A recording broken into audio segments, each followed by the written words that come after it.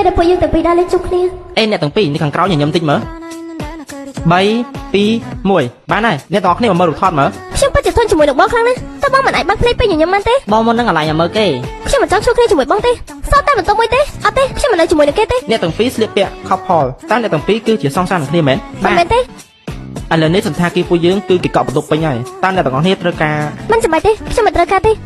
មិនអញ្ចឹងទេឯងមកស្នាក់នៅជាមួយនឹងលោកយាយទៅចំណែកឯគេស្នាក់នៅជាមួយនឹងស្វាមីរបស់ខ្ញុំទៅលោកយាយអរគុណលោកយាយដែលឲ្យខ្ញុំស្នាក់នៅទីនេះ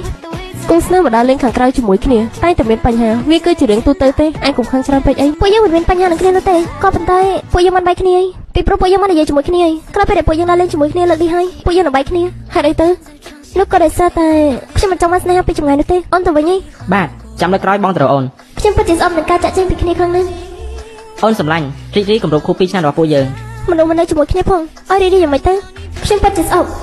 ដែលមិនអាចជួបគ្នាឥឡូវនេះមិននៅក្រៅកំពង់ភ្លៀងអីពិតជារងាខ្លាំងណាស់ពេលនៅក្រៅបងតែជាឆាប់ទៅផងអូនហ្នឹងអីចឹងឥឡូវនេះបងទៅធ្វើការថែមមកណាចាពេលដែលខ្ញុំនិយាយទូរស័ព្ទជាមួយគេខ្ញុំមានអារម្មណ៍ថាខ្ញុំគឺជាមនុស្សស្រីដែលមានសុភមង្គលជាទីបំផុតក៏ប៉ុន្តែក្រោយពេលដែលខ្ញុំជប់និយាយជាមួយគេខ្ញុំក៏មានអារម្មណ៍ថាខ្ញុំជាមនុស្សដែលឯកាបំផុត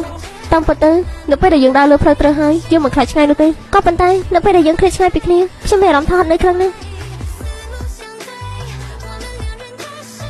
តែគេទៅនៅហើយនឹងមិនក៏មិនឆ្លើយតបសារខ្ញុំអញ្ចឹងតែថាรู้ដែរអត់នៅខាងក្រៅគឺមានមនុស្សច្រើនណាស់ដែលកំពុងរងចាំ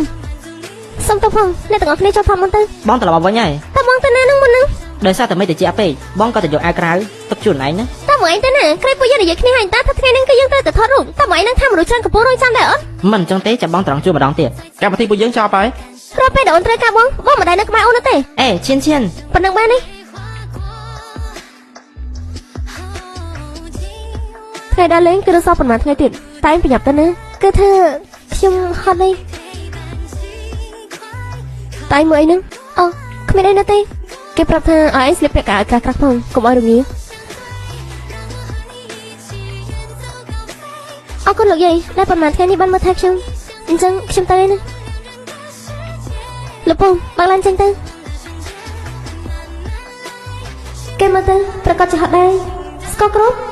មិនបានជំនាញស្គាល់ក្រុមនៅក្នុងកប៉ាល់របស់ខ្ញុំមើលខាងក្រៅសុំទៅផងកុំទៅបានអត់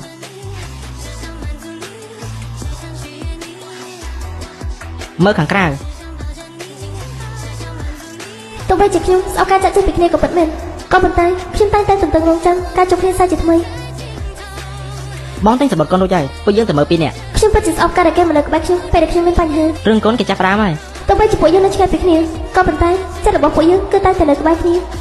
ក្រែងអូននិយាយថានៅកន្លែងអូនឥឡូវចង់ទៅជាអីបងក៏ទិញអាវរងាមួយដែរវាគឺជាអាវ couple យ៉ាងម៉េចដែរស្អាតដែរអូនពិតជាស្អាតអូនស្លៀកអីក៏ស្អាតដែរស្នេហាពេលចម្ងាយគឺវាបែបហ្នឹងឯងពេលខ្លះវាធ្វើឲ្យយើងមានអារម្មណ៍ថាឯកោក៏ប៉ុន្តែវាក៏ធ្វើឲ្យយើងមានអារម្មណ៍ថារំភើបពេលដែលយើងបានជួបគ្នា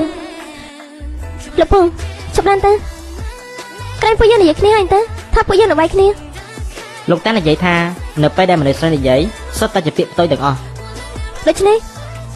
បងដឹងថាការស្រឡាញ់គ្នាពីចម្ងាយវាគឺជារឿងពិបាកក៏ប៉ុន្តែបងនឹងស្រឡាញ់អូនដូច្នេះតើអូនកុំទៅបានអត់លោកពូគាត់បើកឡានទៅបាត់ទៅហើយទោះបីជាអូនចង់ទៅក៏ទៅមិនបានដែរអូនជាអ្នកនិយាយទេណាហាមកន្លះពាក្យសម្ដីនរណានិយាយកុហកបាបលោកយាយដើរមួយគឺមកពីឯងជើងខ្លីហ្នឹងចេះទៅតើវានៅពេលដែលយើងដើរនៅលើផ្លូវត្រូវទោះបីជាឆ្ងាយប៉ុណ្ណាក៏យើងមិនខ្លាចដែរវាដូចជាស្នេហាទោះបីជាឆ្ងាយប៉ុណ្ណាក៏យើងមិនខ្លាចក្នុងការស្រឡាញ់គ្នា